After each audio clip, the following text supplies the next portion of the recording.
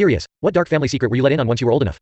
Why the neighbors moved? Trigger warning for violent crime. I was pretty young when this happened, so the details won't be perfect, but the story is otherwise true. I grew up in a coastal town and we had some neighbors whom I really liked. My parents were friends with them, their kids were roughly my age. Wonderful, we played together all the time. One day they very suddenly moved. I was a bit confused as there had been no clue that they were going. I remember some police cars in the moving vans weeks later, but that was it. My mother told me that the kid's grandmother had become very ill. The cops came to tell the family, and they left emergently to care for her and never came back. I was only about 5. Seemed legit. Many years later, as an adult, and long since moved away from that area, my parents and I were reminiscing over our old home.